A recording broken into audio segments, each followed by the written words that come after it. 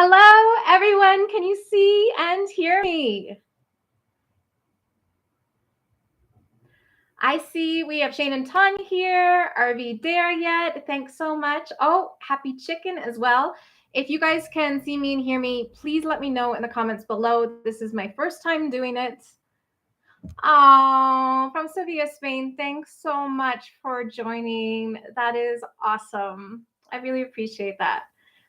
If you can hear me, let me know because I am doing this for the first time and I'm at the mercy of the Wi-Fi here in Cuenca. I didn't think about it, but choosing Sunday afternoon is probably the worst time for Wi-Fi because we are sharing it. So even though I'm at the Casa Cuencana and it has great Wi-Fi, inevitably you always share with your neighborhood. So, oh, you can hear me. That's so fantastic. Great. I have shut all my doors and windows, but it's a little bit dark. So if it's too dark for you, let me know. I opened up the doors to my patio, but again, on a Sunday, it was pretty loud. I'm here in Cuenca in the historic district, and I'm actually staying at one of Andreas's family's accommodations. So right in the historic district, they have 3 buildings. Each one is a little bit different. They have tons of different kinds of accommodation, but I chose this one because it's a suite. So this is my kitchen behind me. And if my mom is here, yes, I did clean everything. I just shoved it all in the cupboards so no one would see how messy I am. But it has this kitchen area, dining room, which is where I work. And then the other side right over there is like a living room and bed. So I love it here. Ah, everyone can hear me. That's so fantastic. Oh, you had lunch at the Golden Prague. How was that, Jane? I actually really love the cheapest thing there, which is a sausage. It comes with mustard and it's so good.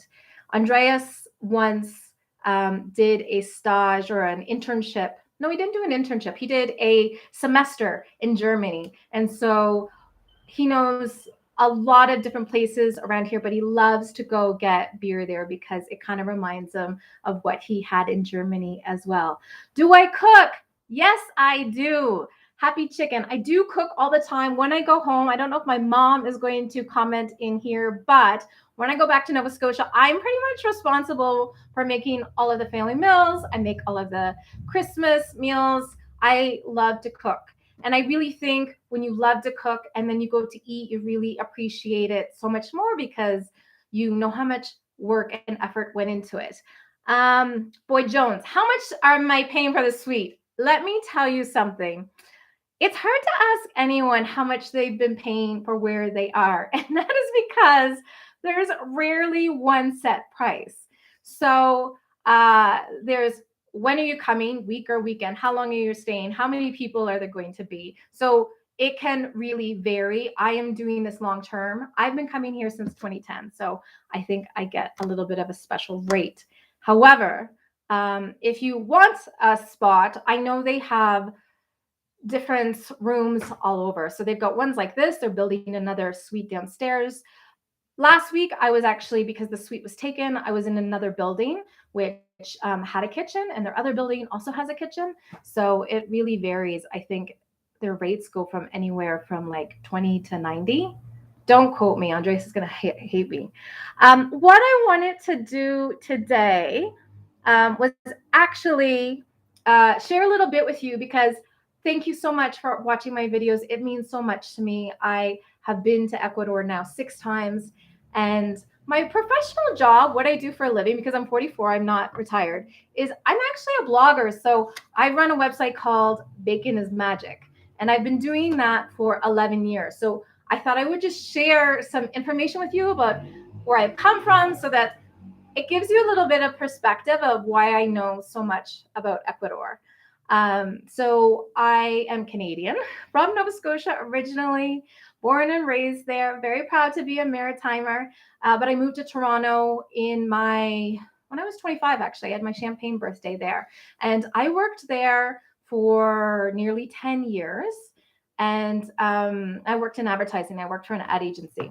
I loved it. I loved it. However, I always loved to travel, and I was 32 and I thought, "Oh my God, if I'm going to have kids." And when you are not married and you don't have kids at 32, it's like you're starting to plan out, "Oh, I've got to do this by this age, this by that age." And so I thought, if I don't go traveling now and have that big one final grand trip, then I'm never going to be able to do it again with kids. And so I paid off my student loans, saved $20,000, and I decided to buy a one-way ticket to Mexico. And so I traveled solo. I did not speak any Spanish whatsoever. And I traveled overland from Mexico to Argentina over 18 months. And I was hooked. I always thought I would go back to advertising. The agency in Toronto was really great. They said, when you want to come back, we will find a place for you. And really, at that time, I had been groomed to be upper senior management. People always told me, if you want, you could be president someday. But I saw that presidents were like working like nights and weekends, and I never wanted that life. And actually, after I did the first 18 months, I just continued to travel. So I traveled nonstop. And in the beginning, my website was just really a journal, like my mom read it and some other people. But at that time, I think I had hit this peak where a lot of women in their 30s were in similar positions. They kind of made it, didn't know what else there was in life. They weren't sure if they wanted to have kids, or maybe they would postpone it. And so I started getting featured in a lot of magazines, newspapers all around the world, because at that time also people thought Latin America was really dangerous. And here I was, like, on my own, traveling overland and kind of figuring it out. Now, Boyd, yes, I will share a link to the suites and apartments for rent. I will also give you Andreas's direct email if you want to contact him directly. I always book, I'll talk about this later, but I always book directly for all accommodation, everyone in Ecuador. Andreas is not my husband.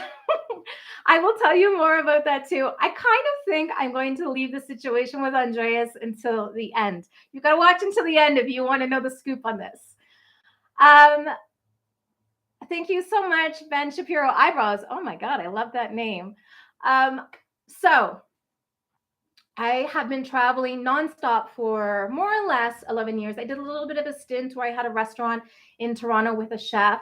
That was a disaster. And then also I was in Nova Scotia for 18 months during COVID. And that was a huge change for me because I'm so used to traveling all around. Before COVID, I was actually based in Havana, Cuba for 2 years.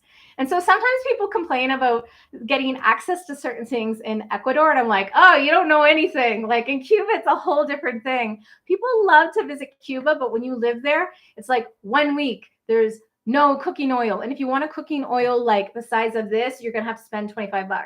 Another time, like there's no flour, there's no bread. It's like a constant balance of like battling shortages. Anyway, so that's my background. I just wanted to share a little bit of that because I really think the last 10 years has really built up to this video. And I wanted to share a video for a really long time, but my website is a full-time job. It really does require, that 35, 40 hours a week. And then during the pandemic, which we are still in, I decided when I was home in Nova Scotia that I would start to share in Nova Scotia where people could do just like small day trips to encourage local businesses, like to get Nova Scotians out and to support local businesses, because that was really important for me. And of course, I focused on food. My website is all about food. I'm all about food. And so these videos were all about food. And it was so rewarding. My mother was the Andreas on the other side of the camera. She kind of handled everything for me. And I think I shot 35 or 40 videos over 18 months. Oh, my mom's there. She says, hi. Sorry, I'm late. Hi, Mom. That's Carmi Brogan. Bill, I will talk to you all about my editing as well. So when it was my mom and I was doing one video a week and I was editing it all myself. And I did it on Adobe Premiere Pro. And that's because of my website. I was already so accustomed to editing photos with Lightroom and Photoshop and all of that, that I felt like at least I knew the system. And I taught myself basically on like YouTube tutorials. I don't think everybody needs to use Premiere Pro.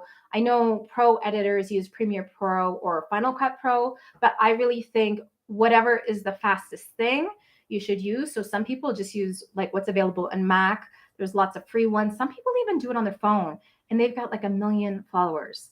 So I don't think software editing matters. What I do think matters is getting comfortable on camera and getting comfortable looking into a camera lens instead of your own reflection, and then just being comfortable also with watching the videos back yourself and learning how to critique yourself. So I do watch the videos. I transcribe all the videos so that I can then translate them into Spanish and other languages. So by the time a video goes live, I have watched myself many times.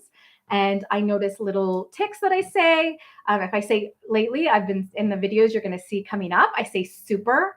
It's super tasty too many times. So instead of being hard on myself, I just make a mental note, like, don't do that in the future. And so I really do think it's personality over editing. That said, I no longer edit my own videos. So I knew when I came here, I wanted to do at least 2 videos a week, maybe more.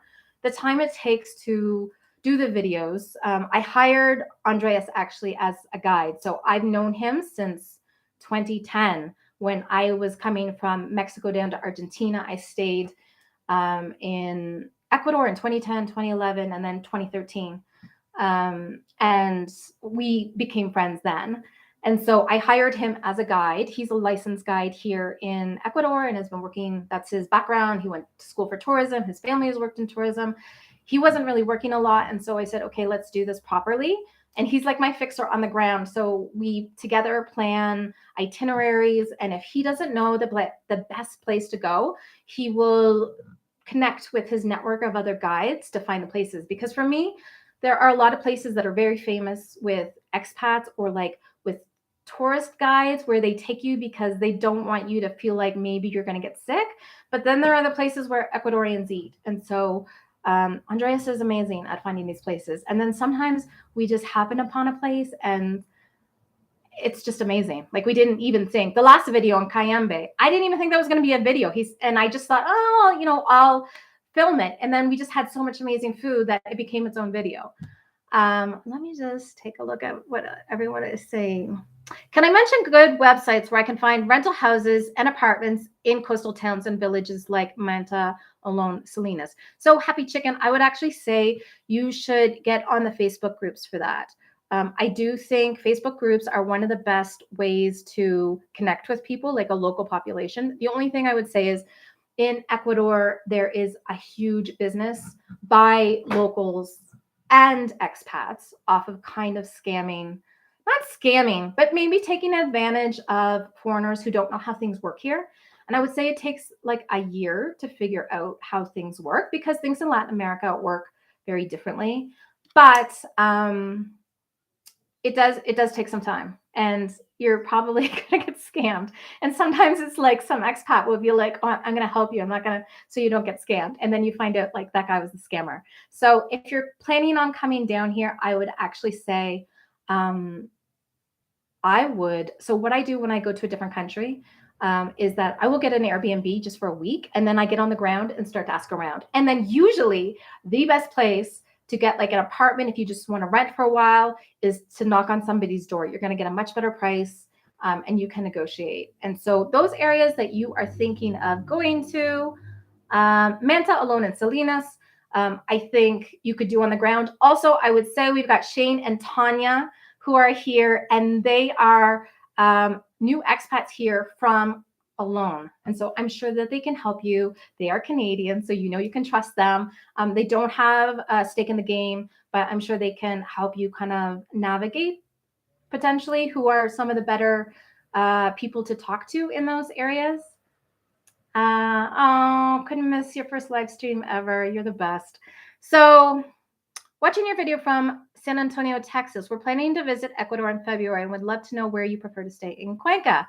I prefer to stay where I am right now at the Casa Cuencana. So what I will do is when this is over, I believe this live stream becomes an actual video.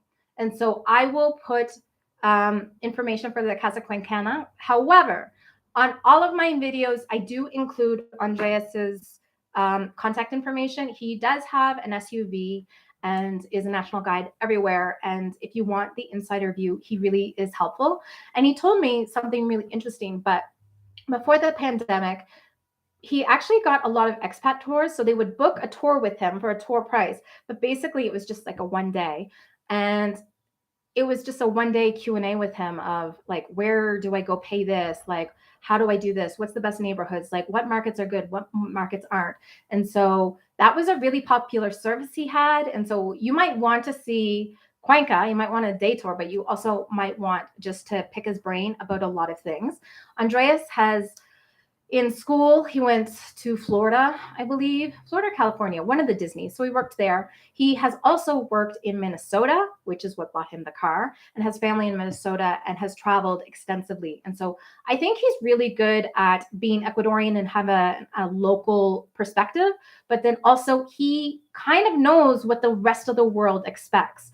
And so that's also why I love his places, because he kind of thinks about like all of those other things, and then places he chooses for me, or things that we will look at. He'll be like, oh, remember, foreigners don't know about this. You should mention this on videos. So yes, so I think you should stay here. But I'm biased because, again, I've been here since 2010. I've stayed, the first time I stayed in a dorm, and now I'm staying in a suite. That's how far I've come. My house is on Mercado. So I also wanted to share with you, I have some questions. So I'm going to take a couple questions here, and then some people asked questions earlier that I want to get to.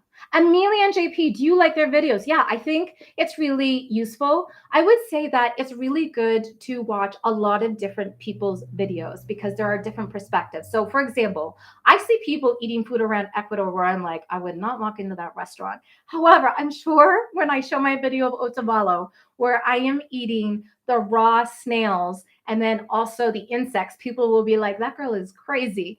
And so it's really about kind of who you connect with. But I also think it's good to get a balanced view, especially for me.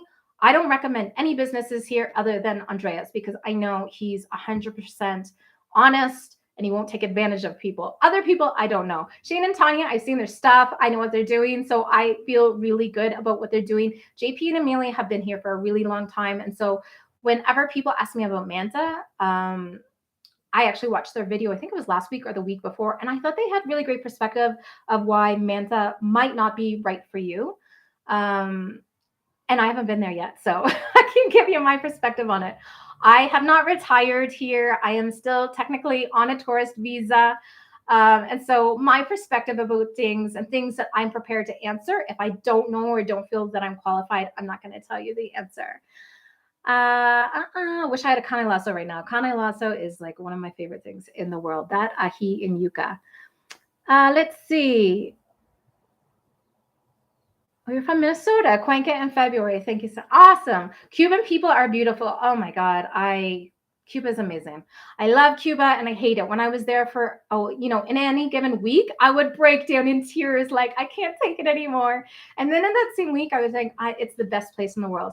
I'm not there right now because they are going through like so many issues of different kinds of issues that I don't really feel like it's ready for tourism yet.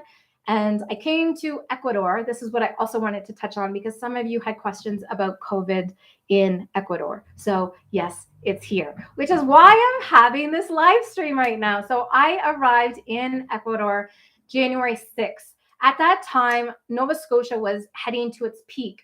And Nova Scotia and Cuenca, I feel like, are very similar in terms of how they have seriously treated COVID. We are both rule followers, mask wearers, and both at over 90% vaccination rates. And so I chose Ecuador for that reason because I had talked to Andreas. We've kept in touch over the years. And then also I came back in January because I thought, well, Nova Scotia is just as bad as here. However, I have not gone anywhere since I've been here. And that's because most of my videos I need to shoot without my mask on because I'm talking about food. And I don't feel comfortable being inside anywhere or around other people without my mask on. I know everybody has different comfort levels, and I've kind of avoided this question, but I do believe Omicron is spreading because people are not wearing their masks because they're eating.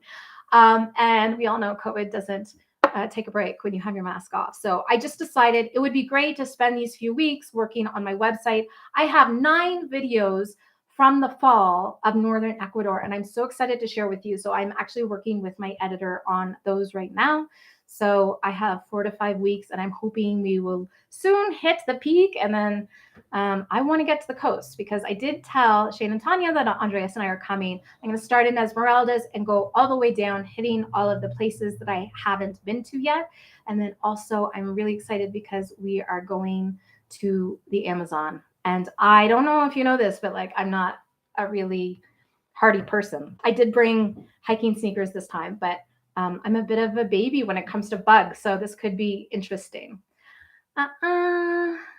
Yeah, Ben Shapiro. Amelia and JP are definitely oriented towards people thinking of moving to Ecuador as opposed to a tourist. For me, to be honest, my goal with my videos, even for people who are moving here, is I really want to inspire you to, when you first get here, it's very overwhelming. You probably don't speak the language, or you speak a little bit. And so going to the market or going to like a local place and you're reading the dishes on the menu and you have no idea what those are and if they're going to be good and if it's safe to go to a place and what's this going to taste like and what is this meat. And so I really just want to share with you, one, what the food is like. Yes, it's safe to eat here. This is the background of it, because Ecuador is such a small place, and yet it's so diverse. And I don't think people really understand how diverse it is. So when I got here, I think I spent 6 weeks in the Andes before I got to the coast. One of my favorite breakfasts is encebollado, and I did not eat it here. You can get it here, but it is nothing compared to the coast. And so my goal is to kind of help people familiarize themselves with something so they can feel confident going to these places, because it's really easy to stick to English menus, expat joints, only speaking to people in English. But Ecuador is so amazing. The people here are so amazing. And I really think we owe it to be members of society as tourists and as expats. And so you're not only, going to the same expat bar or crib night, but you're also going to the market and the restaurants. And I've eaten at very expensive places and I've eaten at markets. And let me tell you, like, the markets are some of the best places to eat. And Ecuador has a different level of cleanliness and standards than other places in Latin America. So Andreas is OCD more than me. There are things that I've eaten that he won't. And so if we are somewhere filming, he has approved it, which means you can eat it as well. No high heels in the Amazon. I don't wear high heels. Listen, I'm 44, and I think maybe 10 years ago, I was like, screw it. I'm only 5 feet tall. I don't care. Like, I can't do the heels anymore. You can't do heels here in Cuenca either. Like, you will definitely sprain an ankle. Let me make a note of that. We are actually looking at, while we're here, to do a couple of things. I'm also going to, there's a goat farm that's outside here that has accommodation. So I think I'm going to go there. Hello from New York. Thank you, DJ. Then a lot of vaccine, you have to show your vaccine card. Cuenca is very good about that. Again, other places. I didn't go to the coast for that reason, because I don't feel comfortable. First time around, some places were not taking it seriously. The thing that makes me the saddest is that most of the people who don't take it seriously are foreigners. And so when I came here, I came vaccinated. I wear my mask because I respect the local people, and I don't want to do anything that could endanger them. And so, in Cuenca, there's great healthcare, but that's not true for all of Ecuador. And the first time around with COVID in Guayaquil, they had mass graves just piling people. And I can't even imagine what the horror that would be. And for me, I don't feel like I can contribute to that. So whenever I go to a place, I want to add, I don't want to put people in danger. So if you're an expat, if you're a foreigner, please mask. It's not a big deal. So Kristen Brigg and Johanna, how did you discover Ecuador? So as I said, I traveled from Mexico down to Argentina, and it was just kind of a place that I thought I would pass through. I think Ecuador is very underrated. Unless you are retiring, usually the only thing you know is the Galapagos. You might know that the Amazon kind of comes through here. And then I always joke that that you would have in, where you are from. Sometimes it's even better. The first time I didn't really connect with it. So I came because my mom and my sister travel, and then I actually went back to Colombia for another little bit. I love Colombia. And then I came back to Ecuador again. And I don't know. It's just, I love the people here. I think when you come from Colombia, Colombians are so big energy and so welcoming. And Ecuadorians are a little bit more reserved. You kind of have to like make the first move of smiling, but they're also very generous. And I feel like more trustworthy. Like once they accept you, you kind of know that you're in, which is a little bit like me. Like I don't really trust people right away. You have to prove yourself. So I identify with that. And I think Ecuador is one of the most beautiful countries in the world and nobody knows it. And so that's why I came here. I want to show people that, and I want to explain to them that yes, Ecuadorian food is delicious. All right, let me see. Uh. Oh, have I been experiencing some buffering issues? Maybe. Again, it's Sunday afternoon, so not a lot I can do. I can see you. Oracle, hello from Ontario. Did you have trouble adjusting to the local bacteria from a gut health perspective? So it really depends on where you go. You can drink the water in Cuenca. Basically, any place with a mountain, it's usually the water is coming from there. So I believe you can also drink the water in Aloha. Some places you cannot drink the water. And so I eat yogurt every day, but also my job is to eat. So my website is about food around the world. I've never gotten sick in Ecuador. Some people have. The only time I've ever had food sickness was in Toronto, actually, where I lived. So I got food poisoning and it was like everything out. So I definitely know what that feels like, but I also feel like because I eat everything. It's very rare for me to say no to something unless it's endangered. That I have kind of any. It's not a typical stomach. I think my stomach is a little bit stronger. I'm probably going to get sick next week because of that. Anyway, but I do think that just the level of cleanliness here in Ecuador is higher than other countries. And so I do eat everything. And then also even if you go to the markets and things, they are also using in places where you can't drink the water. Everywhere that I've gone that I've gotten a smoothie or a juice, they also have those like big jugs of water. And that's because if you can't drink the water, locals won't drink the water either. So everyone is pretty careful with that. Let me see. I'm going to do another question from, Geomac Granddad. Thank you so much. Like always there for me. I really appreciate all of your comments. So he asked me, on your first visit to Ecuador, what is the one thing that drew your attention? Absolutely the landscapes. The Andes is stunning. I think we always talk about the Andes, the coast, and then the jungle, but there are so many microclimates. Every time we are driving through somewhere, I'm always asking Andreas, like, where are we? And it's like, oh, we're in a dry forest, or we're in the marsh, or we're in the subterranean marsh. Like there are so many classifications for landscapes here. I love Ecuador all year round. I've been here in wet season, in dry season. I just think it's a beautiful country. And what's amazing about it is you can get to so many things so quickly. So you can live in Cuenca and still go to the beach on the weekends or vice versa. Nothing is really that far away from each other. And the bus system, if you go during the day, don't go at night, is pretty good. This is the first time I have only been traveling by car, again, because of COVID. And driving has been interesting. I will just say this. If you have a car and you see double lane, probably if you are from the US or Canada, double yellows means you can't pass. Not in Ecuador. People just pass on anything. Anyway, I could not drive here. Let's go back here.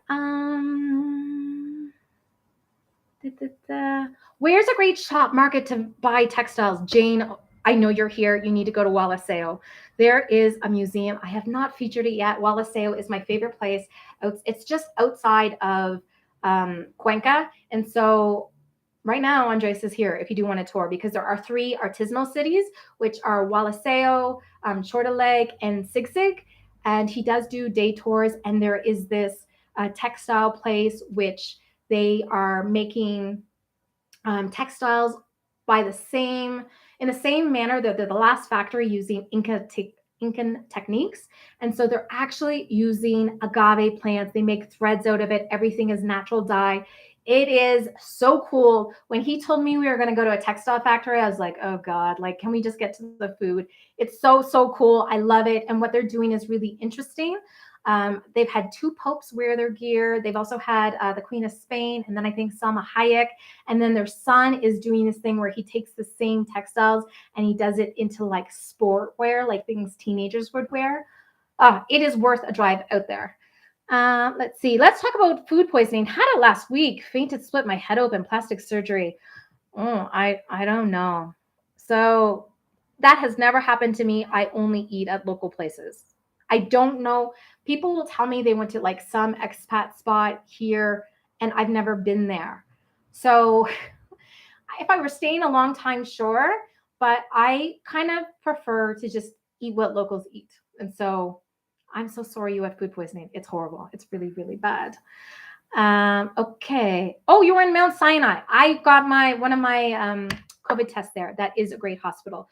If you want to like the best healthcare, it is definitely in Cuenca. Ecuadorians from other regions come to Cuenca for their healthcare.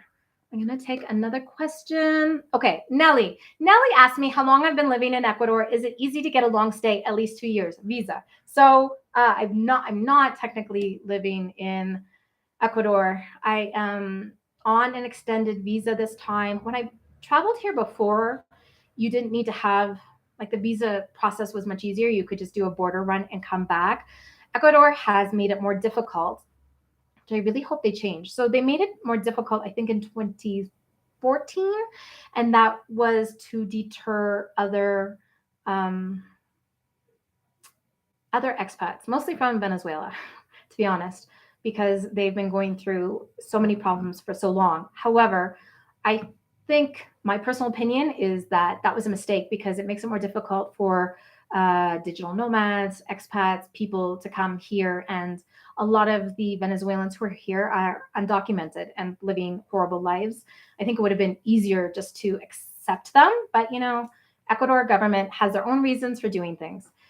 So there are, I think, like 8 to 12 different visas, which you can get for 2 years. If you have a professional degree, if you are renting your place where you live, if you are retiring, there are a lot of different ways to get different visas. I'm not an expert on that, but there are a lot of different ways to do it. And I don't think it's that difficult. You do need to get quite a few. I mean, it's a legal process. So there are quite a number of things you need to do. Like you have to like prove that you've got money, so much money in the bank. I think you need to prove that all of your documents are legal. And then you also need to get them transcribed into Spanish and stamped by a lawyer here. So Shane and Tanya I think they went through the whole process in a loan of becoming expats. So they would also be great. And of course, you've got JP and Amelia. So hope that helps. I wish I could give you more information, but I can't give you more information on that. I'm not going to pretend to know everything. All right. That's right. Ben Shapiro, Amelia and JP have good videos on visas. I don't want to tell you anything that's wrong. And so Jay Vaya asked me, what is my biggest cultural challenge since moving to Ecuador? And so I really had to think about that. My biggest cultural challenge, I would say, is understanding that when people speak to you, translation isn't quite the same. You can learn Spanish, but you need to understand how people speak and what it means. So sometimes if you do a direct translation, it doesn't always work. Andreas and I often speak English, and we've actually had arguments before because he, in his head, was saying something. He actually told me what I should do many times. I don't like to be told what to do at all. And so we ended up having an out on it in Cotacachi. And then he actually said it to me in Spanish. And I was like, oh, okay, like I get what you're saying there. And he wasn't like telling me what to do. And so I think it's good to not only just learn how to translate, or in the beginning, you're probably going to use Google Translate for a while, but also to understand just the cultural nuances and the way in Ecuador, they have a very polite society. And so, for example, if you want something here, you can't just be like, oh, can I ask you a question? Or like, I would like this, or I want this. You have to say like, hello, how are you? Like you really do need to exchange those pleasantries. And that is something you learn over time. I think Ecuadorians are really wonderful at understanding that perhaps we don't have those pleasantries. However, you will get so much farther if you kind of do that upfront work. People will do more for you. Let me see. Oh, I loved your treehouse video. Thank you so much, Grace. That was such an amazing time. So since that trip, I did get hiking shoes because that was a nightmare. All right. Oh, Kike, thank you for the compliment. And I love everyone from Guayaquil. I would really like to go back. Some people have asked me if I would do a Guayaquil video like I did in Quito and Cuenca. And I'm going to go back and do that. I felt like the interesting thing about Guayaquil is you really do, it is dangerous. It is very much dangerous. However, the city has kind of built these areas and regions which are safe for people from Guayaquil, but also for foreigners. And I felt like so many people had shared those areas, like the Iguana Park and all of that, that I didn't do it. I just shared Encebollado, and I went to the market. The market is actually a dangerous spot, but I went there. And then also the Balón de Verde. But I think we're going to go back after things get safer to kind of take off our mask. That is on the list. It actually, I was hoping to go from Esmeraldas and all the way down to Guayaquil. So that is something I would love to do. Let me get back. Okay. T-Dot Travels asked me really in-depth questions. So I'm going to do one and then we'll go over to the stream. So I don't know. They asked me, besides the delicious and interesting cuisine, what do you really love about Ecuador? And I would say it's the diversity of geography. This place continues to wow me. We are always driving through and I'm like, oh my God, it's so beautiful. I really think this place is so special. And then also the people. I love Ecuadorians. I do love the pleasantries. I love when you pass by a table and they're eating that you say buen provecho, which is like bon appetit. Even if you don't know those people, there are just a lot of really nice pleasantries. All right.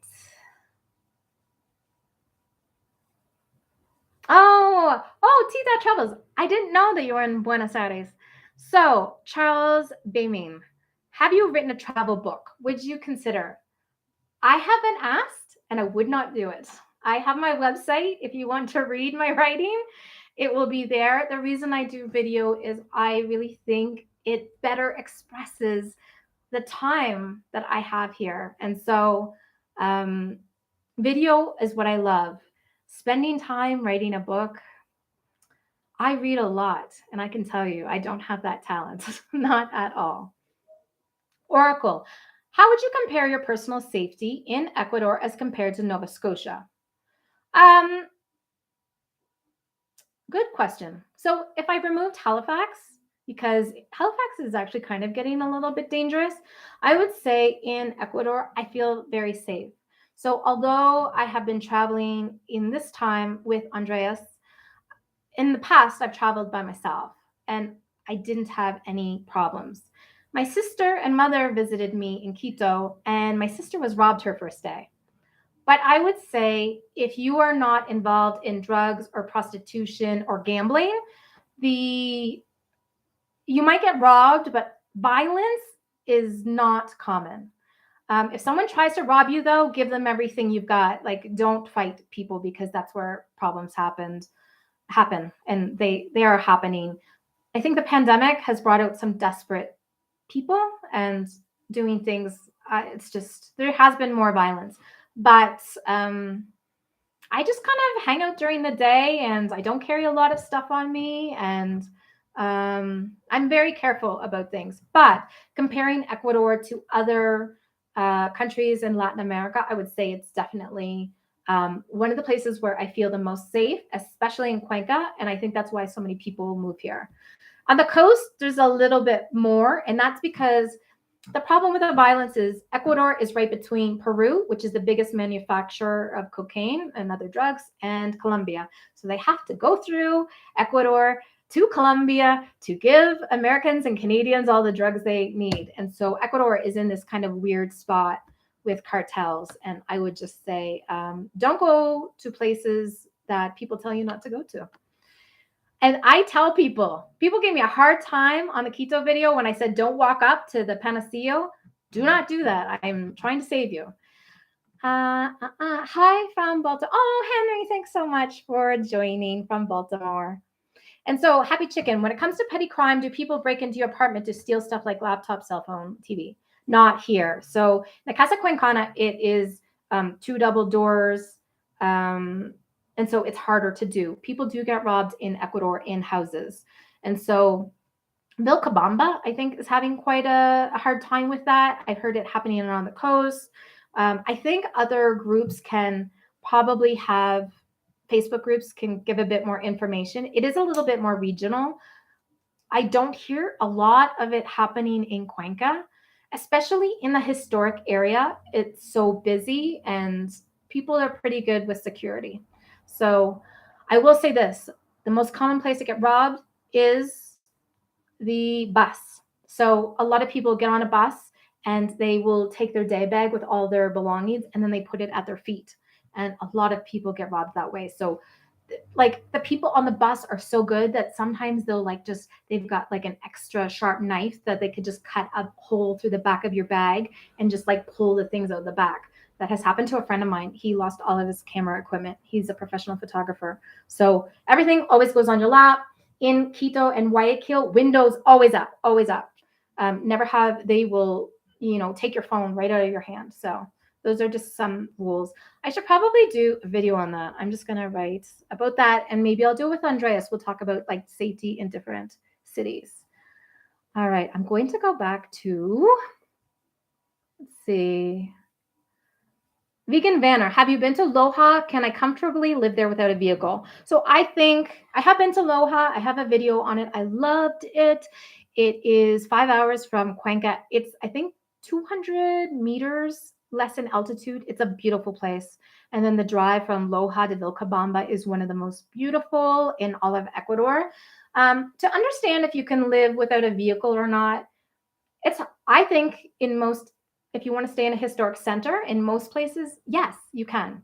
However, if you want to get to other places, it can be a little bit more challenging. In Cuenca, you don't need a car. You can walk most places. Sure, they've also got this tram. Cabs are really easy to get to. And then the bus system here is really good. So, but if I were out in like Vilcabamba, would I want to not have a car? I don't know. I mean, it's so far. It's just like you're right out in the middle of nowhere. So if you want to like have your own ranch, you do need a car, and a lot of places you need 4-wheel drive or you do need an SUV. A lot of people have SUVs here. All right. Oh, John Reynoso, thank you so much. Another Ecuadorian. I have to say, when Ecuadorians watch my videos, I feel so proud because I feel a lot of pressure to represent the culture properly. So thank you. Was I ever worried? Kristen and Mark asked about sharing food with Andreas with COVID. So no, because we knew that if one of us got it, both would get it on the road trips. When we're in Cuenca, we don't spend as much time together, but the coast, I shot 50 videos in 90 days. And so we were with each other nonstop in the car, and we just kind of accepted he is very diligent about COVID, and I became much better about it because in Nova Scotia, we didn't really live with it until recently.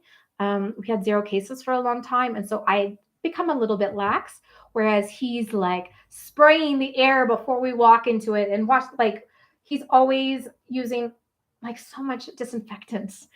It grew tiring on me, but we didn't get it. And so I feel comfortable with him. And now when we go anywhere, we double mask. I mean, when he guides in Cass National Park, even outside, he double masks. He doesn't, if people who he's with want to take their mask off because you're in the middle of nowhere, I think that's okay. But he still keeps his on because then he knows he's keeping everyone safe. So if anything, I think it's good to be around someone like that. Like, as I said, he's very OCD. When he gets in from anywhere, he has a full shower, washes his hair, and disinfects. I'm not that good. I'm sorry. Let's see. Costa Rica, Happy Chicken. Costa Rica has a lot of break-ins. Yeah, Costa Rica has a lot of break-ins. I would say that Costa Rica is, I don't enjoy Costa Rica. I've been there twice. I often compare Costa Rica to Ecuador because I think they're both so diverse. I don't think a lot of people know about the diversity of Ecuador because some of the places like Mindo and Mashpi, a lot of people don't talk about. Galapagos gets all of the attention. However, for me, Costa Rica is kind of sad. It's very environmentally friendly, ecotourism. However, all of those businesses, most of them are foreign owned. And so all of like the sodas and traditional places to eat have been removed and replaced by surf shops, like yoga studios, vegan, gluten-free caffeines. Not making fun of vegans, but you still need to have those sodas. When I was there, I went to a restaurant that was across the street from a fishing village, and my fish was frozen. I'm from Nova Scotia. I know when you're giving me frozen fish. It was a foreign-owned place, and they were just like, we get a better deal when we buy it frozen. Anyway, so that's my rant about Ecuador versus Costa Rica. You can see all the same beauty in Ecuador for half the price. You can support the local economy. Do you have problems with altitude in Cuenca? Some people do. When I first got here in September, I think I took the first week kind of just easy. I didn't have a problem. You should drink twice the amount of water. Some people have major issues. I don't. Quito, I find it a little bit worse. When my mom flew in Quito, she actually, I think that's when she started experiencing vertigo. It did affect her. You don't know if altitude is going to affect you until you get to it. I definitely find in Quito when I'm walking around, I'm huffing and puffing. Cecile, I'm curious, what brings you to so many times to Ecuador? I just love the people. I love everything about it. I just think you get to experience so much here. The people are amazing. This is my 6th time here, and there's so many places I haven't seen yet. I still have not been to the Amazon. Other than my mom and my sister and I went and we did this crazy Banos trip where we got a tour, and then the person drove up in a sedan. It was a man, and then we picked up his grandson or nephew. And my mom told me later, she was thinking, oh my God, these people could kill me. They actually ended up being the sweetest people, but things are just kind of done a little bit differently here. If we stay in Aloha, can we walk everywhere, use a bicycle? Aloha is very compact. If you look at where Shane and Tanya are, I believe they're outside of Aloha, and they get a cab in and out of the city. And I watched their grocery store video today, and I think it's $2 in and out of the city. Maybe Shane and Tanya, you could respond to that. But yes, Aloha, I think, has been very good. And then if you want to go to Montanita, which I still haven't gone to, you can go there. All right, back to questions other people asked. Okay, do you ever get sick? Brig asked me. With Ecuadorian food. What is your one favorite Ecuadorian food? This is so hard to choose. I would say from the Sierra, from the Andes, Hornado. Hornado is my absolute favorite. I am currently making a video about the best Hornado in Ecuador. Everywhere we go, we are going to a different spot with Hornado. So I haven't yet been to Riobamba. I will say some have been amazing. There's one city where I tried 2 different places, and it was horrible. But I am going to do a compilation video of the best places. And I went to Otavalo. There's a woman there who won a competition, I think in 2013, 2014. That's number 1, tied with a place that I went to in Waliseo. Waliseo outside Cuenca is just, it's an amazing place. And most tourists and expats don't know about it. It's like my favorite place. We go there a lot on Sundays. Do you speak Spanish too? So when I first arrived in Mexico in 2010, I didn't. Almost all my Spanish I learned like on the fly. Being here, Andreas and I speak English, and it's really bad. It's like I'm helping him with the nuances of English, and his English is really good. Like he could joke with you, like he knows what like gaslighting and things are. But we need to speak more Spanish together, and I'm actually going to start taking online classes because I can do most of the tenses except for conditional. Like if you would have done this, then I should have done that. Those are complicated. And I started watching this YouTube channel. I subscribed to it. I will put it in the comments below, where they are really good at giving you, like, instead of saying muy bien when people say ¿cómo estás?, use these 10 different phrases. So I want it to be less correct and more conversational. Minnesota, plan on retiring Cuenca 20.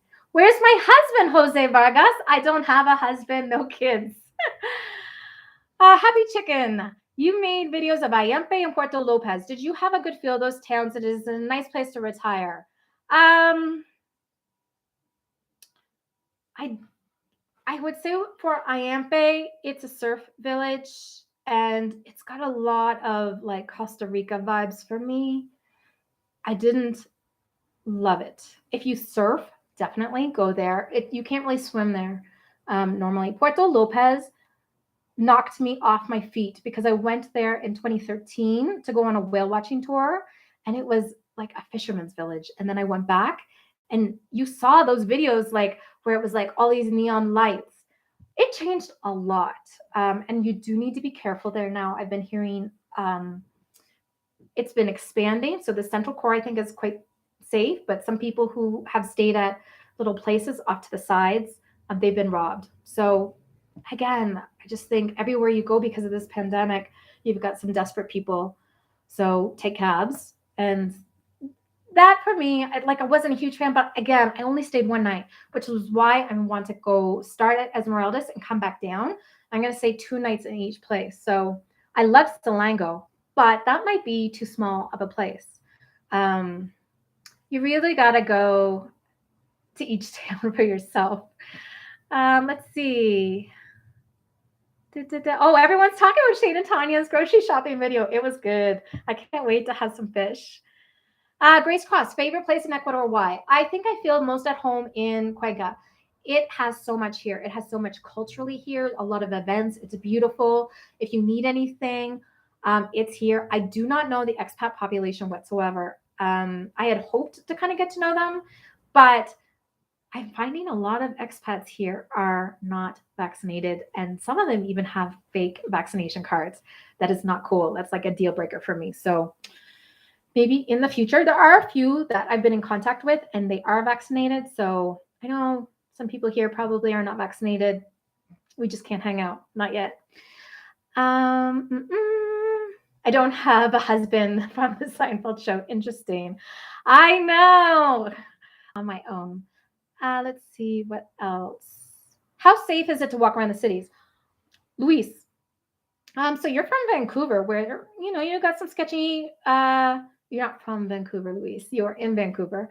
I would say some are better than others. I feel Guayaquil the most on edge. Quito, outside of the historic districts, on edge. And then I would say in Quito, one of the things I love about Cuenca is that the government really made an effort to push businesses and dwellings into the historic center, because for a long time nobody lived here, and so like a ghost town at night, and that's dangerous.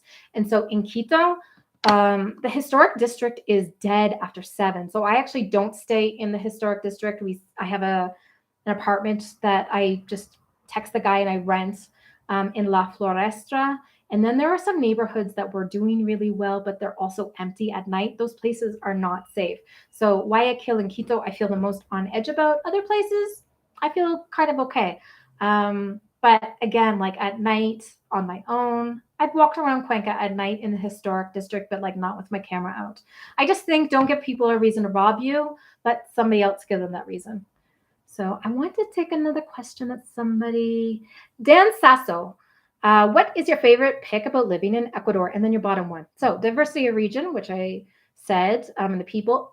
Hard to pick the bottom, the thing that I like the least about Ecuador, but I would say electronics are expensive here. So I actually had to bring like a backup of one of my lenses and some other things because of the import tax.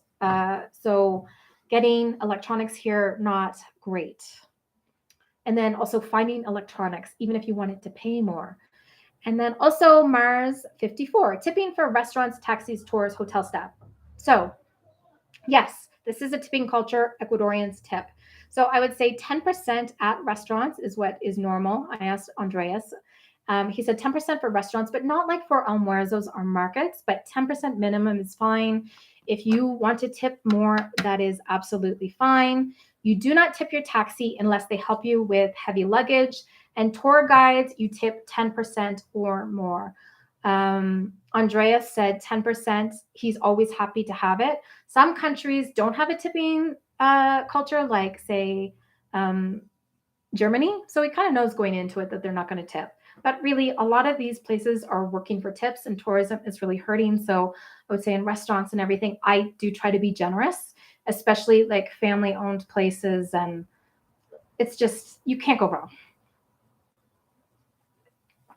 All right.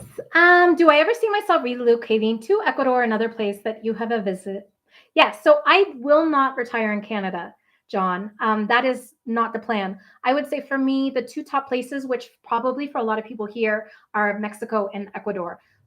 For me, those two places have the highest quality of living, safety, and then also close enough to be able to fly home to see my family, who I love and I have an amazing relationship with. And they are so kind that they don't mind that I just decide to like go off every so often. And they're really just so supportive. But for me, Ecuador, Mexico, I visited both extensively. I will be going to Mexico, fingers crossed. I shouldn't have said that because that will jinx it.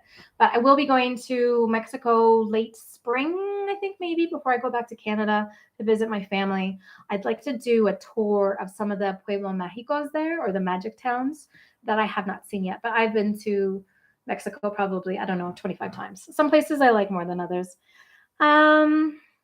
You told me you would live in Cuenca but travel to the coast on weekends. Tim, yeah, I would. So I just haven't been to a place on the coast where I felt like there was enough going on. I am 44, but I like need stuff happening. And so, but I also grew up on the coast. And so I love the beach. And I really feel like I thrive on the beach. When I look back to those videos that I shot on the coast and my hair is all wavy and I've got a tan and I'm just like, oh, that was like the best life. But could I live there? Probably not. And so I feel like Cuenca kind of has the best of both worlds there. It has the culture and art and just, it's also so beautiful here, but it's close enough that if I wanted to go to the beach like every weekend, I would probably go like Tuesday to Thursday or Tuesday to Friday just to avoid the crowds. I'm not antisocial, but I don't need a party on the weekend. Let's see. Hi from Mark. Hi from St. Andrews, New Brunswick. You and your wife are thinking about spending time in Cuenca in the winter. So I would say, yes, right now, Cuenca is fantastic. It gets really cold in July. And then also in October and early November, I was also actually quite cold. I would say when I say cold, I mean I had to put on a sweater. When I came here, I'm going to do a packing video, learn from my mistakes, because I don't know, I forgot about the weather and I didn't have enough layers. And so I bought some things. But I would say a lot of times in Cuenca, you do like, it's hard because in the sun, like in the morning or in the afternoon, you can get a sunburn. And then at night, like you need a sweater and jeans. I really like it here. It's not too hot. And if I really want hot, if I want 30 degrees, Shane and Tanya's video was talking about how hot it is. And so it's just like I can go experience like that beach life a little bit and then come back here. Grace, where did I go in Mexico? Oh my God, it's such a long list. Like everywhere. So that was the first place I traveled to. I bought a one-way ticket to Mexico. I've been to the Mayan Riviera. I've been along the West Coast. I've also been in Mexico City. But a lot of these Pueblo Mágicos, Chiapas I've been to, so many places. A lot of these Pueblo Mágicos I haven't been to, and some of them are known for food. So that is what I'm planning to do. It's really tough because I'm trying to wait to plan this trip for this time in Ecuador and then also plan a little bit of time in Mexico from my little suite in Cuenca. How do you compare the banking system between Mexico and Ecuador? Which is more user-friendly? I feel like they both are.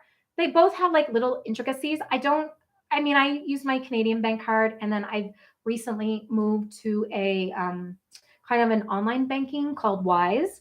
So on my website, I get paid from advertising in US dollars. And so before I was getting paid in US dollars, and then they were converting it to my CIBC bank. And then when I take it out of here, it was getting converted again, and I was paying a lot of fees. And so instead I decided I would keep that money in this online bank called Wise. I'm going to make a note to link to Wise for everyone so that I could keep it in US dollars. And the nice thing about it is I do travel all over the world. I travel to Europe and Asia and all these things. And sometimes I get paid in euros or pounds. In this bank account, like you can keep the balance in what it is so that when you use your debit card, I can choose that it will choose like I'm in Italy, so it will take out euro. I will do a video. Okay, so I'll put Wise link and Wise video so I can explain that a little bit better. But also, my video editor is in Indonesia and he works in US dollars. So it just makes it a lot easier. But to use your Canadian or US debit card in either place is easy. In Ecuador, the cheapest withdrawal fee is JEP, and they're only 50 cents, but you can only take $400 out at a time. And Ecuador actually has quite a small limit of using your debit card, and that reflects they didn't want people to get robbed and have to empty their bank accounts. So let me see. I'm just going to scroll up. Oh, Michael Latour, I also love news in slow Spanish. I used to listen to that in Cuba. It is great. I really enjoy that. And then Eric, I've been to Colombia and Costa Rica, but I want to come to Ecuador at the end of November for 1 month. What city do you suggest I stay in? I would say you should travel. If I were only going to stay in one place, yes, I love Cuenca. So I'm so biased here. But I do think that there are a lot of people who have only ever been to the coast and they haven't come to the Andes and they are really missing out. And if you come here and you don't go to the coast, you're also really missing out. And then I have this series coming out from Northern Ecuador, which has so much beauty. Mindo, which I'm going to be featuring soon, I think is like the most underrated place in all of Ecuador. Nobody knows about it, and it's just stunning. So I would say, unless you just want to stay in one place and like say you're working, I would move around. Maybe you do like a week in different places, like a week here in Cuenca, a week in Mindo, you could do it. And you would love it. And then like a week on the coast. I don't know if I had to spend 1 week on the coast where I would stay, where I like the most. I think for me, north, like the Manabí province, North Manta and North, I like those beaches better. It would depend on Wi-Fi. Wi-Fi on the coast is not as good. Okay, where are my favorite Ornato and Cuenca proper? Kevin, my favorite is in Waliseo. So I would say 10 de Augusto, just down the street from me, they have great Ornato, but nothing touches Waliseo except for the place in Otavalo. So if you can get there, I don't have my Ornato video up yet. But I will say like Waliseo just takes things to like a totally different level. It's amazing. So go to the market there. Happy Chicken, I think some men in here want to be your boyfriend. Tell them that you're a woman with your own mind. I don't have time for a boyfriend right now. So I am like super dedicated to this work that I'm doing in video. It takes up so much time. Sometimes people do comment. Of course, I like compliments, but yeah, like I'm taking this time to really focus on developing my video, trying to provide value, finding ways to help express just how amazing Ecuador is. And, this is a passion project for me. I do have advertising on my videos, which bring in pennies. So this is really more about just kind of giving back to Ecuador. So let's see. Oh, we've hit the 1 hour mark. I'm going to try to make this quick. 17th of February for 2 weeks. Awesome. Let's see, Manta. I do want to go to Manta. So I did watch the Amelia and JP video where they said there wasn't a lot of art and culture and there's not a lot of green space. So I want to visit. And I've driven through. I have smelled that city. But JP and Amelia said that it's just on one side. And I've also been to the beach. So, but I want to actually do it proper. I'm probably going to go for 2 or 3 nights. Let's see. Have you been to Manta? No, not yet. It's coming. It's definitely coming. Worst food experience. And what food did you find the worst? Oh my God. Okay, I'm only going to out this for you, Kristen and Mark. I went to Ibarra, to two places to try. First place in the market to try ornato because I heard Ibarra, people told me, had some of the best in Ecuador. It was not good, not good at all. And then we found out that actually the place that was famous was in this little alleyway. So we ate there. Yeah, he was like this watered down, salty juice. Like both were disgusting. I really struggle about how to present this in my ornato video. But they're not going to be featured as one of the best. That was the worst experience. It was disgusting. I and then the market in Ibarra was like so dirty, and Andreas didn't even want to eat there. Wise has a debit card for Canadians. Craig, yes. So you can get a debit card. I got one just before I got here. I have not used it yet. So I am going to get it. I'm going to try it. I have to activate the PIN. But yes, you can do it. So I will make a video about that just to explain how I use it, because I think it could be really great. But prior to that, I had a CIBC account where if you kept $6,000 in the account, you didn't pay any international transfer fees. So I was only paying the 50 cents for JEP. Or you could pay $30 a month. But I would love to like move that money out. So I'm probably going to close that account and just use Wise. And then Americans have so many more like opportunities to do US dollar to US dollar. But in Canada, Canadians, like the US dollar to Canadian version is just hard. It makes me cry. How hard is it using your drone around? Oh, it's hard. So to use your drone in a city like Cuenca that has an airport, you have to you can't fly to anywhere and you have to unlock it. You have to do this thing where you unlock it. And I can't get into the historic area. I can't fly it from here anywhere in the historic area. And then along the coast, it can get really windy. So since I've been here in Vilcabamba, I flew it into a river. I've done a bunch of other things. It's just super stressful. I am getting better at it. I feel like it really adds to the video. So I do want to get better at it. But like if you saw that Quito video where I shot Panaceo, I was terrified, like just terrified. It was like so stressful. Let's see. I know, Fred, I have to visit Manta. I know. It's like on the list. I really want to do this coastal trip. What do most people use for internet? Do houses have a telephone, landline, or is everybody's pretty much on a cell phone? I think some places have a landline, not common. Yeah, I haven't really seen a lot of landlines. Everyone uses WhatsApp, and even businesses. So I really love it. And data here is really cheap. I think I got 12 gigs of data for $10 this month. Super, super cheap. Internet, like not as reliable. I've been to, and you can go to an expensive hotel. I've been to 5-star hotels. It was atrocious. And it's very stressful for me because sometimes along with Coast, we were shooting a video every day. So I was trying to get it uploaded at night so my editor could work on it because I share videos Wednesdays and Saturdays. It is stressful for me. Love the ahi comment. Like, I love ahi. It was gross. And I almost want to show that, but not tell people where it is. But you will know it was Ibarra.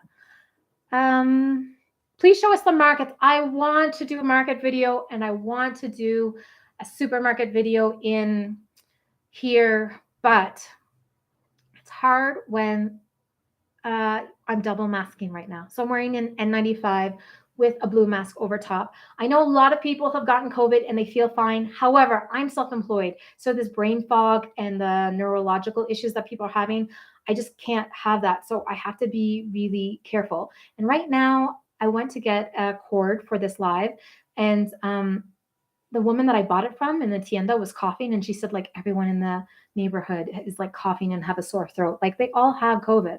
So my hope is like, I'm just going to give it a couple of weeks. I can be patient. I've got website work to do. Happy chicken.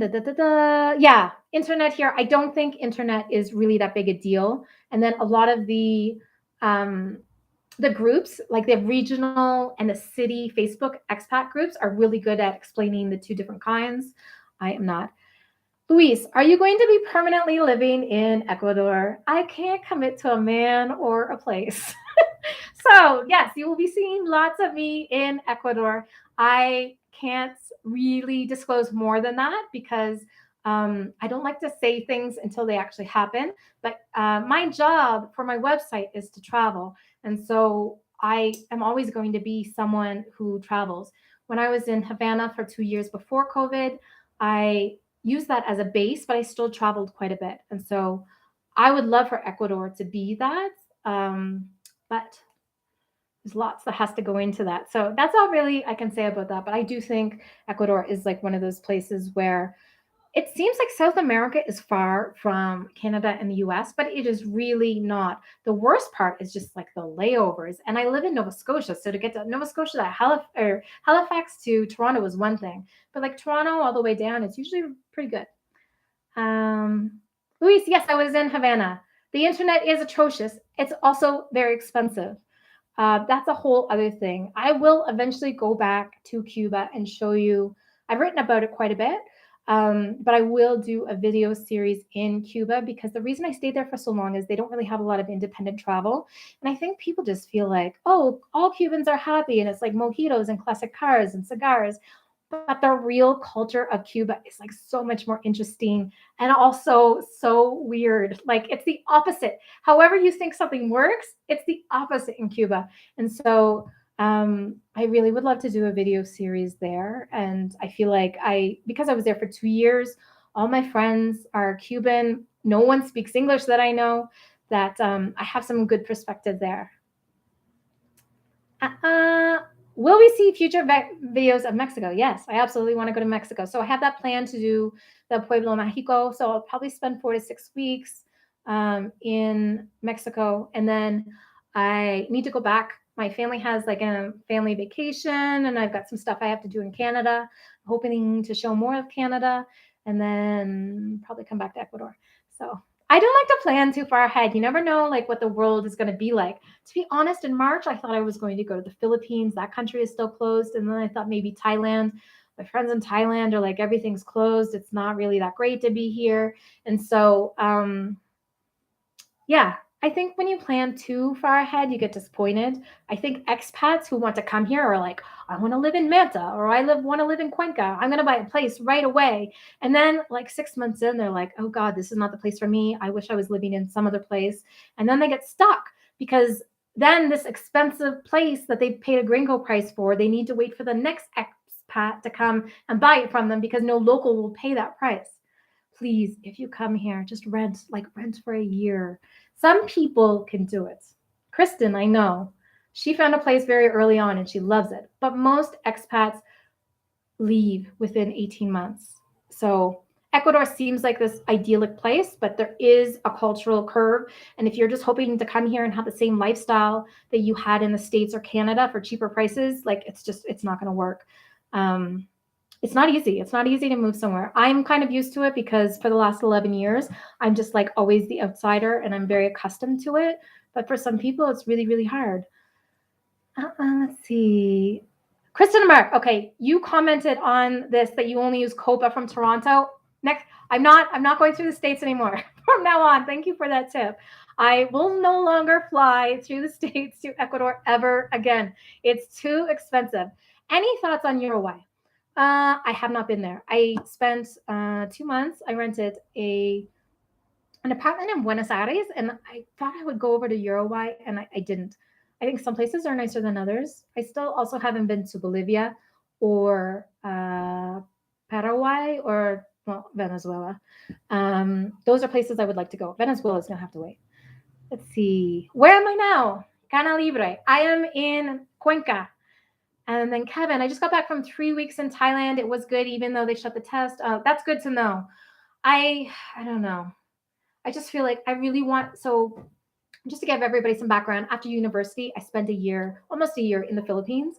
And so I really wanted to go back.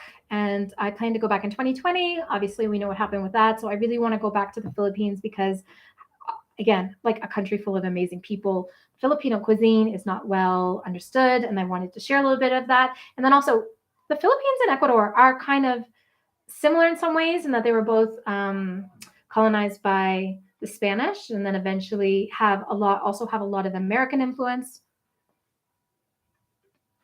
Oh, Kelly Willis. So I learned instead of going through the US to come from Canada to Ecuador, you can come through Copa, like Toronto, Panama, Quito. And then I believe on the other side, if you want to go to Guayaquil, you can maybe go through Avianca, um, through El Salvador or other places in Central America. You do not have to go through the US. The reason I don't want to do that, I don't have a problem with the US, but right now, one, like just the flights always get delayed. The last time I came through, I shared that video. It was just United was a nightmare. I'm not flying with them again. But also, because Canada requires a PCR test as well as Ecuador, but then also the US has this 24-hour antigen test, it just becomes really expensive. So it's not worth it for me. It's stressful. Not doing it. Um, I pray so, Tim, that things will open up by June. Things are open in Cuenca. I think people here take it very seriously. And so things are still open, restaurants are open, but you do see limited capacity. If I wanted to go and do all the videos I wanted to do, I could right now. It's just my personal choice not to. But there are lots of people like out in restaurants in Cuenca doing things. I don't know anything that's closed. Galapagos is open. I just feel like whatever I want to do right now can wait 3 or 4 weeks. I have that privilege of time. So it's crazy that inflation only went up like 1% within the last 5 years in Ecuador. Yeah. Ecuador has a pretty good economy. And a lot of people don't realize this, but a lot of Ecuadorians in the 90s and continue today to go to the US to work. So they go to the US to work, they save a lot of money, and many of them actually come back to Ecuador. And I think back in 2013, there was actually this huge campaign where they told Ecuadorians that if they wanted to, they could bring a container of goods for free, that there would be no taxes on that. And so the government also really encouraged people to come back. And so even when you go through like these small towns, you'll see two things that are really interesting. One is like gigantic houses. It's like, why, who lives here? Like what millionaire lives here? And it's somebody that Ecuadorians will talk about like the immigration or the migration of people who've come back and they have helped the economy. A lot of people will work in the US, but they want to retire here. The other thing you see is like houses that are half built. So you'll see the just like the concrete slabs because they decided to stay in the US. So really interesting. I think a lot of people think that Ecuadorians are very poor, but it is a stable economy. They're very smart. A lot of people here speak English, and that is true also with the indigenous groups here, the indigenous people. Otavalans, very shrewd business people. So when you come here, don't just assume like, oh, they're like some indigenous person in the hills. They probably are like a millionaire, which I think is great. I love how Ecuador just really breaks stereotypes. Let's look. What else? Oh, I'm from Cotocachi. I just edited a video from there. I went to the market. I had colada de cuy, shampoo, ipan. It was rosquilla. And then also, what was the third? Cevichochos. I loved the market there. It was awesome. I only had an afternoon, or a morning, so I was there for the Sunday market. What are my thoughts on Cotocachi? Which I would suggest a visit there. So I do know some people that are, it's a big retirement. I would say you really need to go to different places. I don't love huge expat spots as a rule, and yet I love Ecuador. I love Cuenca. And Cuenca, I don't know, they're probably the biggest expat spot, but I don't go to like all the expat places. So I do love the comforts and that it like stocks things in the grocery store that expats would like. But I eventually would like to have like I do like expats, some. But I would love to have like that relationship with some expats, but then also I really love the Ecuadorian culture. And so I think that's what I want to share with people. That's why you never see me. Well, I did review in my Iampe video, I did have a pizza place, but that's because it was the only place open. But in general, I prefer to eat Ecuadorian food. I know it's going to be good. I feel like when you eat international food, like you're rolling the dice if it's going to be good or not. Let me see. Are there any months when the ocean water is cooler? Absolutely. July. July is not great. I also found October. No, I went in the ocean October, November. You want to swim in the ocean and live by the beach. Okay. I would say definitely explore the coast. And what you want to pay attention is to sunny days, because I think Manta and up gets more sunny days than below. But even with the gray, like a lot of the times it's like gray first thing in the morning and then it burns off and it's blue in the afternoon. Let's see. Oh, so Kristen and Mark had a shipping container. I would love to know if you thought that was useful. There's not a lot. If it was not, of course it would be useful, but if you thought bringing a shipping container was worth the cost, you can buy a lot of things here. I think for sure I would bring all electronics. I don't know. Ecuador has a lot. Cuenca has a lot. I don't, some of the smaller areas, it would be harder. And then if you bring a shipping container and then you decide to live in the Andes, you also have to get it from the coast to where you live in the Andes. So that could be expensive. How is the coffee in Ecuador? Is it really good? The coffee in Aloha is so good. Oh, the coffee is amazing. The coffee in the Andes is amazing. Along the coast, it's often instant. So the standard is instant. I shared a lot of videos where I started to get used to it. I really missed the coffee in Cuenca and Aloha, and there's so many really great coffee places here. The only thing I would say is if you drink tea, it is hard to find good tea here. So the tea here is a lot of it is herbal tea. I like to drink tea. I don't like to drink coffee every day. And good tea is hot in America. Good question. Yeah, good question, Luis. So when I decided I wanted to go on this grand backpacking trip for 1 to 2 years, I was looking at places where I could travel for $1,000 a month or less. And so I was following a lot of blogs in 2010 that would actually just say how much they spent. And so the plan was, and I knew so many people had been starting in Mexico, going down to Argentina and spending $1,000 a month. Some of the more expensive countries were Argentina, Chile, Colombia. But I rented in 2013 an apartment or a house. It was a 3-bedroom house on the Galapagos for 5 weeks for $300. It was that cheap. And I think Ecuador can be cheap if you want to rent long term. Like everything here is negotiable. When we did our trip along the coast, it was a little bit pricey because along the coast to stay in places for just a night or 2 nights would be like $25, $35 each. And sometimes you get charged by the person. So I didn't share a lot of places I stayed because they were literally just a place to stay. Other than Puerto Cayo, I really liked Hotel Poseidon. But otherwise, I don't think I really featured anywhere. Coming up in Northern Ecuador, I do share a lot of places because they're just beautiful. Like I would recommend, and some of them were like splurging kind of places, but I recommend them. Oh, and then what I was going to say is, so I went Mexico to Argentina, and then I was planning to go to Africa and then end in the stands. Like I really want to go to Mongolia. I wanted to end in Mongolia. And I never made it. I like fell in love with Latin American culture so much so that I took one of those DNA tests because I thought like I have to have like Latin in my veins. Like I just really identified with it. And also I kind of have like the body of a Latina, but no, sadly I am just Italian, Irish, like 3 generations down Canadian. No, I don't even speak or know anything about that or my ancestors. I'm just plain European. It's sad.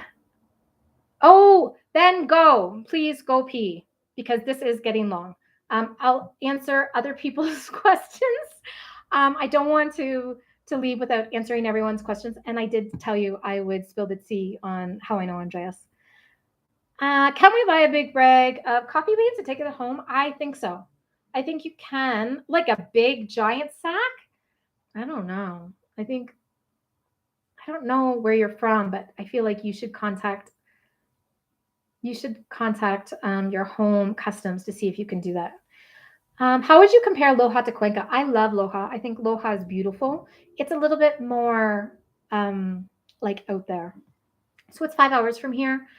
I do think it's beautiful. Could I live out there? It's smaller. If I wanted to live a quieter life, I would definitely live out there. But I like being in Cuenca and being able to travel there. Like for me, Cuenca is just like really ideal to get to a lot of places. But I do love Aloha. I'm actually there's someone on Facebook and Instagram. I think his handle is Aloha Tip Tours.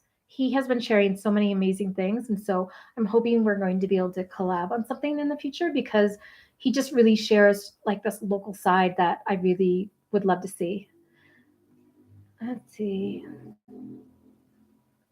You're thinking of moving back after 40 years in the US. It will be interesting to see. I don't think, I mean, certainly I would say Ecuador is not as cheap as it was when I was here in 2013. Thank you so much, Kristen and Mark. Riobamba. Yes, I want to go to Riobamba. They are supposed to have the best ornado and some other things. So Riobamba is on the list. It is on the list to hopefully do in March. Luis, you're a remote worker. You have Mexican citizenship on top of your US. Oh, you're so lucky. I would love to get temporary residency in Mexico. Ibam's a coffee. You don't choose Riobamba. Riobamba chooses you. That's so funny. Roxaby, I know you left me a question, and I want to get to that. Let's see. Oh, I thought you left me a question. I don't have it on my list, but I'm pretty sure you left me a question. So if I didn't get to it, just let me know again. Okay. Just joined. Am I fluent in Spanish? No. So let me talk a little bit about that. When I first arrived in Ecuador, my Spanish was terrible. And that's actually how Andreas and I kind of started speaking in English. I find for me, once I develop a connection with someone, or like I meet someone and we speak in that language, that's like the language I keep to. So there's some people I only speak to in Spanish and some people I only speak to in English. And with Andreas, my Spanish was so terrible that we just spoke in English. But I would say like I'm at intermediate level Spanish. I can understand a lot. I can watch things. There are a lot of words, even regionally here in Ecuador, that I don't get. Cuencanos really sing. And they add ito to the ends, like instead of ojos, which are eyes, they're like ojitos, like open your ojitos. So sometimes that throws me, but I would say I didn't speak English so much with Andreas. I would be much better off right now. So I am going to try to take some, I think I'd probably be at intermediate level. Everywhere we go, sometimes Andreas tries to translate for me, and I'm like, I know what they said.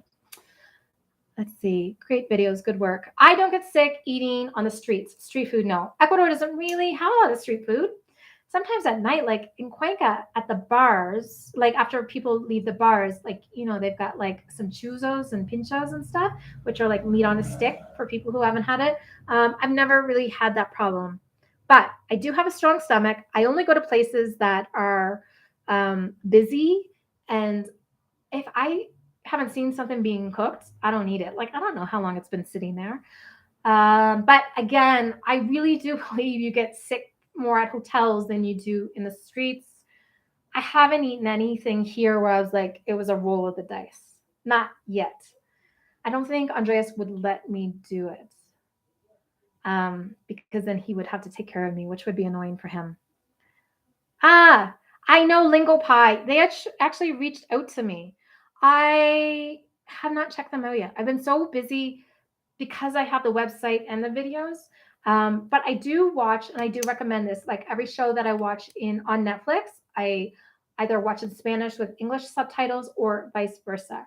So I do try to do that. And then also, I watch a lot of TV, like just in the country that I'm in. When I was in Cuba, I had to, for the Spanish speakers, when I was in Cuba, I had to not, people would try to correct me into making it like Cuban accent Spanish. And I'd be like, no, I'm not speaking like a Cuban because nobody can understand you. And so I would say when people speak to me, they usually don't know where I learned Spanish because I picked up a lot in each country that I went to. But I would say it's probably mostly influenced by Mexican and Ecuadorian Spanish.